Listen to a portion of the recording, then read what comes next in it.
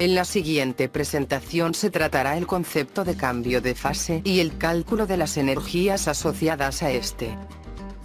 En esta figura se muestran los nombres de las diferentes transiciones entre estados de la materia.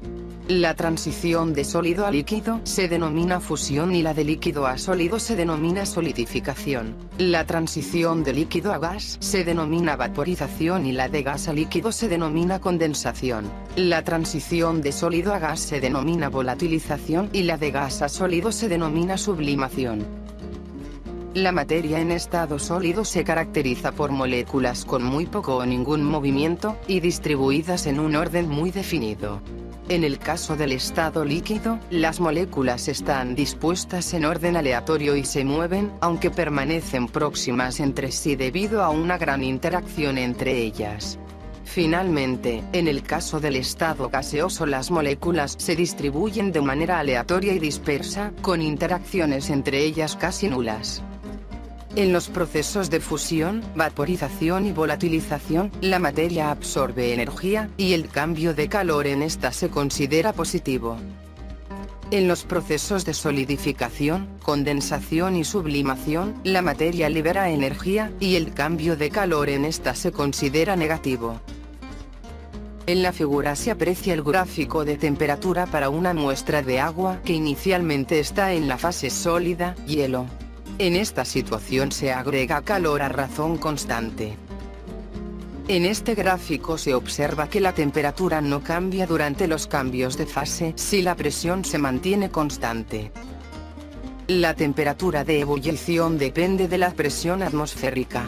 En general, a mayor altura sobre el nivel del mar, menor temperatura de ebullición.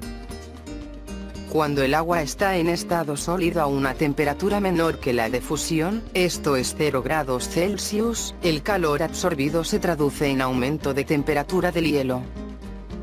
En este caso se cumple la ecuación de calorimetría que indica que el calor absorbido por el hielo es igual a su masa, multiplicado por el calor específico del hielo, igual a 0.5 calorías dividido en gramo por grado Celsius, multiplicado por el cambio de temperatura.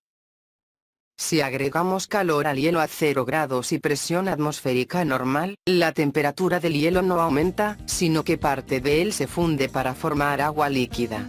El efecto del calor a esta temperatura no es elevarla, sino que producir un cambio de fase. El calor latente de fusión L/F de una sustancia es el calor por unidad de masa que se requiere para cambiar la sustancia de la fase sólida a la líquida de su temperatura de fusión. Para el caso del agua, L/F es igual a 80 calorías dividido por gramo o 3.33 por 10 elevado a 5 Joule dividido por kilogramo. En caso de transición inversa, de líquido a sólido, el calor es liberado, por lo que se considera negativo. Cuando el agua está en estado líquido a una temperatura mayor que la de fusión y menor que la de ebullición, esto es 100 grados Celsius, el calor absorbido se traduce en aumento de temperatura del agua. En este caso se cumple la ecuación de calorimetría que indica que el calor absorbido por el agua es igual a su masa, multiplicado por el calor específico del agua, igual a 1 caloría dividido en gramo por grado Celsius, multiplicado por el cambio de temperatura. Si agregamos calor al agua líquida a 100 grados y presión atmosférica normal, la temperatura del agua no aumenta, sino que parte de esta se evapora para formar vapor de agua. El efecto del calor a esta temperatura no es elevarla, sino que producir un cambio de fase. El calor latente de vaporización L/V de una sustancia es el calor por unidad de masa que se requiere para cambiar la sustancia de líquido a vapor a su temperatura de ebullición. Para el caso del agua, L/F es igual a 540 calorías dividido por gramo o 22.6 por 10 elevado a 5 Joule dividido por kilogramo. En caso de transición inversa, de gas a líquido, el calor es liberado, por lo que se considera negativo. Cuando el agua está en estado gaseoso a una temperatura mayor que la de ebullición, el calor absorbido se traduce en aumento de temperatura del vapor de agua.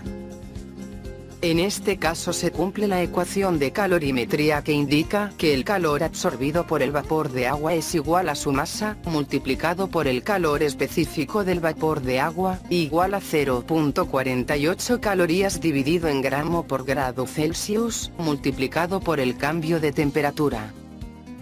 En el siguiente cuadro se muestran las temperaturas de fusión y ebullición y los calores latentes de fusión y vaporización de diferentes elementos.